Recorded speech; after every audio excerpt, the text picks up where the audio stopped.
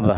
Laqad kana lakum fi Rasulillahi uswatun hasanah. Sungguh kata Allah Ta'ala dalam diri pribadi Nabi itu banyak suri tauladan. Tapi bagi siapa? Liman kana yarjullah wal yawmal akhir. Bagi orang yang memang hatinya isinya hendak menuntut akhirat saja. Tapi kalau hatinya menuntut dunia, itu suri tauladan Nabi itu tertutup dengan hawa nafsunya. Padahal sebaik-baik manusia sampai dikatakan insanul kamil itu Rasulullah, itu tutup, tidak kelihatan. Kenapa? Karena tertutup dengan dunia. Makanya kata Nabi, hubbud dunya ra'su kulli khati'atin.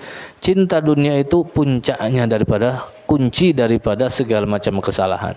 Gara-gara cinta dunia muncul sifat hiri dengki. Gara-gara sifat dunia toma, hakit, dendam, macam-macam. Itu timbul semuanya daripada cinta dunia. Makanya ayat itu laqad kana lakum fi Rasulillahi uswatun hasanah. Ya memang kita tahu diri pribadi Nabi itu semuanya masuk dalam situ. Tapi ada istisnanya.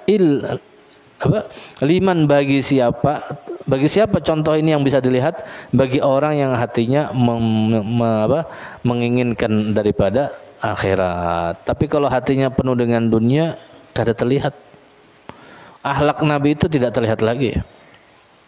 Nah, jadi maka dari itulah artinya kedepankan Rasulullah ketimbang hawa nafsu kita. Lah, bagaimana Rasulullah, bagaimana ini yang paling utama. Nah, karena semualah dalam diri pribadi Nabi itu semuanya masuk. Contoh, misalnya orang itu seorang pemimpin, Nabi pemimpin. Nah, pemimpin karena Nabi itu yang memimpin daripada semua sahabat. Nah, setelah Rasulullah meninggal baru diganti oleh Khalifah Abu Bakar Siddiq. Tapi awalnya adalah Nabi presidennya. Nah, kalau misalnya seorang pemimpin mengambil contoh dari Nabi, ada karena Nabi seorang pemimpin. Panglima perang, Nabi memimpin perang. Bagaimana cara berperang, bagaimana seorang pedagang, Nabi pun seorang pedagang. Lah, sampai ke Syam membawa dagangnya Siti Khadijah, sampai kembali lagi. Nah, seorang misalnya seorang pemimpin rumah tangga, Nabi pun ada punya keluarga. Lah, itulah dia katakan Allah Ta'ala, kenapa dalam diri Rasulullah itu semua contoh itu diletakkan, karena supaya umatnya itu bisa meniru. Lah, dari kalangan bawah Nabi orang miskin.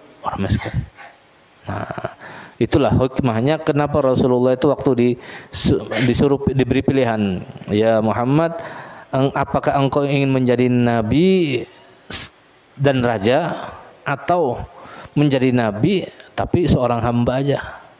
Apa kata Nabi? Musyawarah dulu. Musyawarah.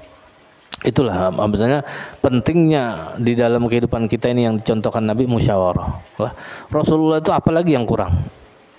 Kepintaran, akhlak, semuanya ada ilmu di situ. Lah, tapi tetap musyawarah dengan malaikat Jibril. Ya Jibril, kira-kira apa yang kupilih? Kata Jibril, ya Rasulullah, pilih nabi dan jadi hamba aja. Nah, seandainya Nabi itu milih Nabi jadi raja, kita susah mengikuti. Kayak apa jadi raja? Nah, itu hikmahnya lah. Nah, artinya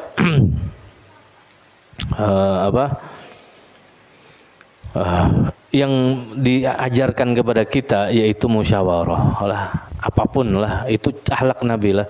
Bahkan dalam sebuah kitab disebutkan Nabi itu kalau untuk urusan apa aja itu tetap musyawarah dengan para sahabat. Hatta mata'ul bait, dalam kitab sebutkan sampai-sampai untuk membeli perabot rumah aja Nabi itu mengumpulkan sahabat dulu. Aku nukar ini kira-kira bagus kada? Nah, sahabat tanya masing-masing.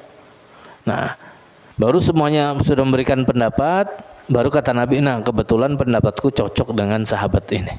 Nabi sudah punya pendapat, cuma minta pertimbangan dengan sahabat. Lah, makanya kata para ulama, manusia itu ada 3 macam lah.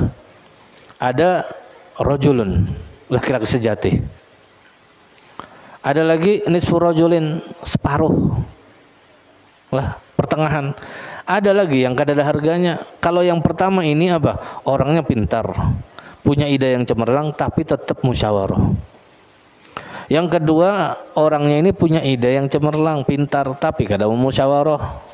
Atau sebaliknya, tidak punya ide tapi mau musyawarah, berarti masih setengah harganya. Ada yang kada ada nilainya sama sekali apa? Sudah bongol, kada bisi ide cemerlang, kada mau musyawarah, hendak ampunnya aja disuruh. Nah, ini kada ada harganya kata para ulama. Nah,